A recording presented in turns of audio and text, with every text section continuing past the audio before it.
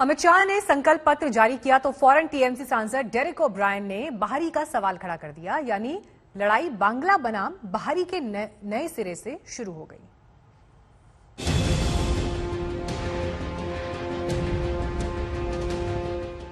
17 मार्च को ममता बनर्जी ने 146 पन्नों के अपने मैनिफेस्टो में पिछले 10 साल की उपलब्धियां गिनवाई। कई वादे भी किए। नौकरी, स्वास्थ्य, शिक्षा के साथ साथ किसानों और गरीबों के विकास के लिए सब कुछ था।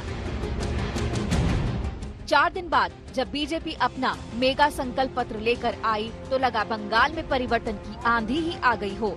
ममता से वादों की रेस में आगे निकलने की होड़ साफ दिख रही थी।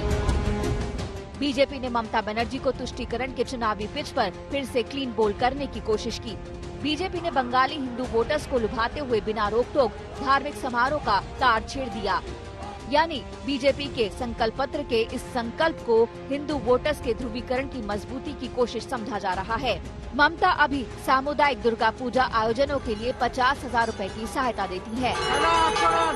इसके साथ ही बीजेपी ने पुरोहितों का भत्ता 30,000 करने का वादा किया है। टीएमसी पुरोहितों को 8,000 की जगह 10,000 रुपए भत्ता देने का वादा कर रही है। पूरे देश भर में बेरोक टोक हर धर्म का त्योहार मनाया जाए, विशेषकर सरस्वती पूजा, दुर्गा पूजा का त्योहार मनाने के लिए भाजपा सरकार बनने के बाद किसी को कोर्ट की मदद की जरूरत नहीं पड़ी। लेकिन ममता दीदी खेल समझ गई। हिंदू वोटर्स को रिझाने की कोशिश पहले से ज्यादा तेज है। नंदीग्राम दौरे के दौरान ममता ने 20 से ज्यादा मंदिरों की पूजा अर्चना में हिस्सा लिया। हर रैली के मंच से ममता चंडी पाठ कर रही हैं, बोलती हैं, उनसे बड़ा हिंदू भला कौन है। दोनों पार्टियों ने वादों का अपना अपना पिटारा खोल दिया है। वादों की रेस में कोई किसी से कम नहीं है। ममता माँ कैंटीन चला रही है, बीजेपी अन्नपूर्णा कैंटीन चलाएगी। ममता ने विधवा पेंशन 1,000 रुपए देने का वादा किया, बीजेपी ने 3,000 का। ममता ने ओबीसी में महेशी, तामुल, तिली, शाह को आरक्षण देने का वादा किया, बीजेपी ने भी इन्हें आरक्षण देने का भरोसा दिया।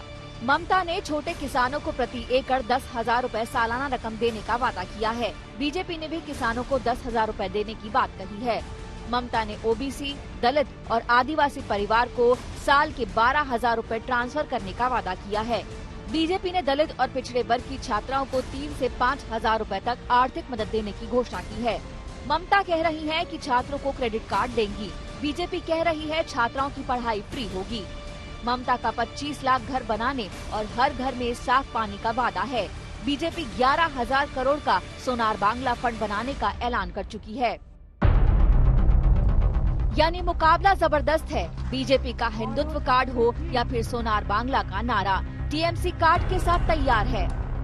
मैनिफेस्टो में सब जगह को लेकर सब कुछ मिलेगा और स्पेशली फॉर महिला के लिए जो 33% जो संरक्षण किया है और जो महिला बस में अगर जाएगा वो भी फ्री कर दिया। बहुत सारा महिला के लिए किया है, KG to PG पूरा फ्री एजुकेशन बहुत ही बढ़िया है। किसानों के लिए, युवा के लिए, गरीबों के लिए, सबके लिए, पूरा परिवार के लिए। ये मैनिफेस्टो वो लोग बोलते हैं एश्योरेंस, लेकिन हमें तो लगता है ये जुमला है। 14 साल में वो लोग बताए थे कि वो लोग 15 लाख हर परिवार को देंगे, लेकिन उन्होंने नहीं दिया। उन्होंने बताए थे कि वो 2 करोड़ नौकरी हर साल देश के लोगों को देंगे, वो बताए नहीं है। वो अभी बोल रहे हैं कि वो CAA बांग्ला के कैबिनेट में अप्रूव करेगा, ये भी जुमला है। बीजेपी ममता पर तुष्टीकरण का आरोप लगाती है। ममता मंच से दुर्गा पाठ करती है। बीजेपी मतुआ समुदाय को साधती है। टीएमसी CAA का मुद्दा उठाती है। बीजेपी घुसपैठ पर घेरती है। टीएमसी कहती है केंद्र में बीजेपी सरकार है, घुसपैठ क्यों नहीं रोकती। टीएमसी आदिवासी और दलितों के साथ चुनावी वादे करती है। जाति का यही कार्ड बीजेपी भी खेल रही है। बीजेपी सोनार बांग्ला का नारा देती है। टीएमसी बदहाल आर्थिक हालत पर आईना दिखाती है। दीदी और बीजेपी के बीच इन महीन चुनावी चालों को समझना आसान नहीं है।